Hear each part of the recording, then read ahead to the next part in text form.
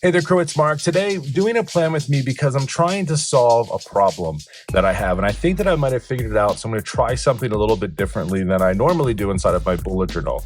So here's where I am. As of right now, for the past few weeks, I've been mixing kind of one-page layouts, but then realize that I want more space and then I give myself more space and realize that I don't use it all. So I'm in this like constant back and forth battle of like, can I use an entire page? Do I need more than what I have? You know, B5 size notebooks are pretty large, and I feel like it's this hard part between, do I need 2 full pages or just 1 page? So what I decided to do was create a tip-in. And if you're not familiar with tip-ins, essentially it's when you take another sheet of paper and you tape it or you glue it into your notebook. And I'm going to be doing that with a weekly overview. And this is why I'm doing that, is because my weekly overviews, I find them important, but I don't always use them all the time. And they take up a good amount of space, regardless of which page I'm doing them on, right? Sometimes I use them as larger overviews for things. Sometimes I use them as small little call outs. But what I really want to get in this week is all of my mains, right? I have my capacity tracking that I do every week. I have my tasks that I need to track. I need space for notes, but I don't want to take this space up with just the space for the week. So we're going to use one of these little Archer and Olive desk pads, and I've gone ahead and separated out the days, and we'll just use this for Monday through Friday, and I'll tip this into this layout here. So we'll use this space for notes, and this thing can fold in and out as we need it and hide it away, and we'll see how it works out because I'm very excited to try it, and I've never really done one before, if I'm honest with you. I also just picked up some cool little planner stickers while I was at Barnes & Noble, so I thought we'll add these in for a little bit of extra fun.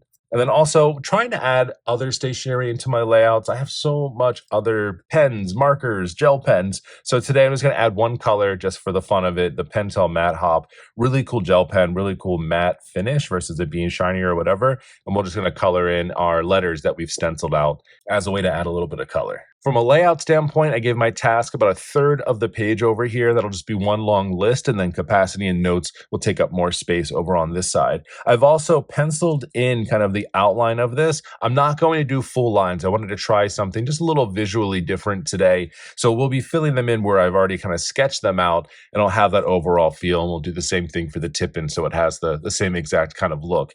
Now, I didn't title the notes section just yet because I'm not sure exactly where this is going to lay out because I don't want to rip this out just yet before I started recording the video. So we're going to do that later on by adding in that title inside of here, but I want to see how the tip-in works because, like I said, I've never really done them before.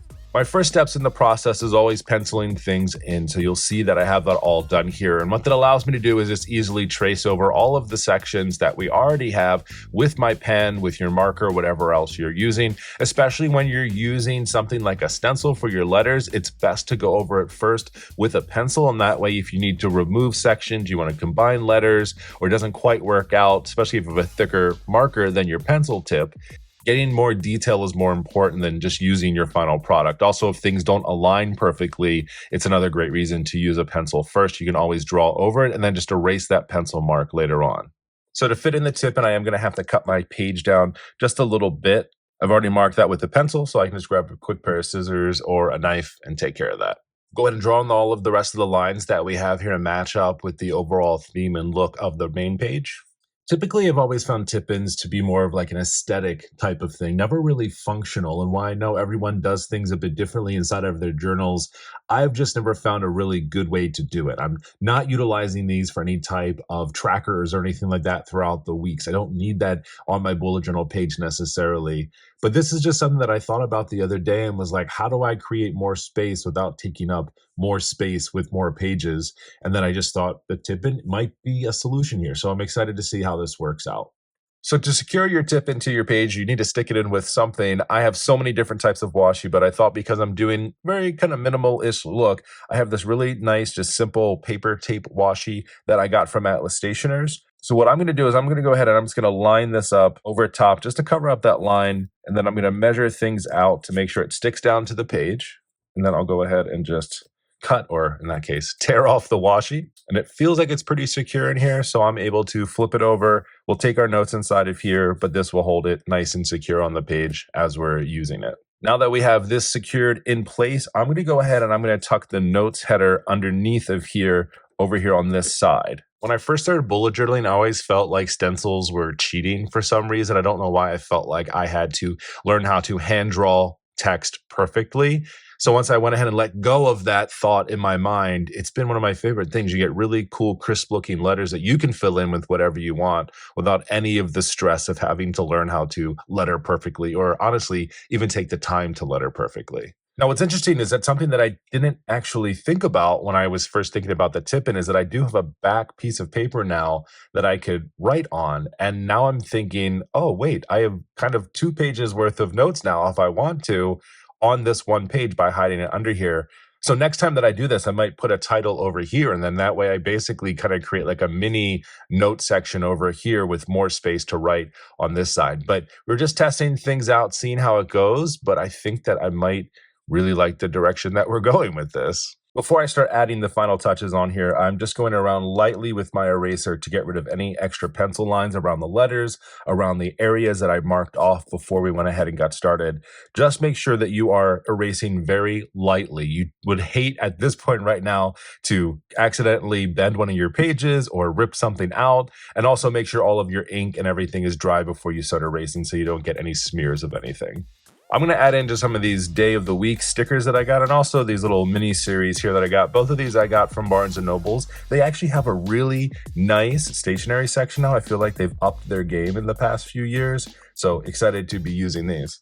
I never thought in my early bullet journal days that I'd be using craft tweezers for anything, if I'm being honest with you, but it's been so very helpful. I'm glad that I feel comfortable in using them now. If you're not into using stickers, of course, you could always write in your letters instead, and you've got a lot of different options and ways that we can do that. Just to spice the page up a little bit, I'm going to go ahead and use some of these small little stationery stickers that I got. We're just going to pin some things around the page.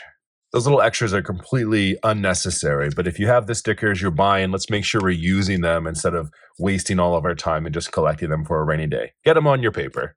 One thing I realize is I don't have the month anywhere on here, and while I'll put the dates, it's kind of an important thing maybe to have on here. So I'm going to use these small little Samby Endless stamps. Love using them, really nice and easy. And we're going to go ahead and just pull out the letters that we need. I'm actually going to put it in the bottom corner over here, just a nice little open space that I didn't plan for, but I think it'll work well. I have this little scrub block. I can just squirt with some cleaner just to clean that stamp off right away so I can put them right away. Don't have to worry about cleaning them later. I'm going to go ahead and put the dates on this too. I'm just going to use an extra small Faber-Castell Pit Artist pen here, just in black. Super fine tip, keeping it nice and small, just like these days of the week stickers we have over here. All right, and I think I'm in a good space. I'm not going to add anything extra to this page. If you are more of a creative journaler, then you can certainly add extra tapes or stickers or things to this, but I just like to kind of keep it simple and have a little fun with it. So excited to try this out and see how it goes. Maybe what I'll do is a follow-up video after this week, just to see if this is something that might continue to work for me inside of my bullet journal. Now, the one thing I have to be aware of, obviously, if I continue to add these tip-ins on every single page, it will make it a bit thicker, but I'm not really worried about that at this point, honestly. I would rather have something that's more functional than not. And even if I wanted to, I can play around with this, is maybe using thinner types of paper other than the Archer and Olive paper in here. But we'll have to see. Experimentation for the future. I think this is going to work out really nicely for me. I have all the main sections that I need for myself. I think there are a few areas that I can improve, especially with labeling, now that I've all of a sudden realized that I have a back of a piece of paper to write on here. But we'll make those incremental updates as we go along. This is all about experimentation and learning and trying new things. I'd love to hear from you down in the comment section below if you've ever tried tip-ins before, if you have a certain layout that works well for you that I should try in the future that'll help me solve this problem. I really love hearing from the community. Y'all have the best ideas sometimes, so it's going to be amazing. Really appreciate you hanging out with me today, friends, and I'll talk to you next time. See ya.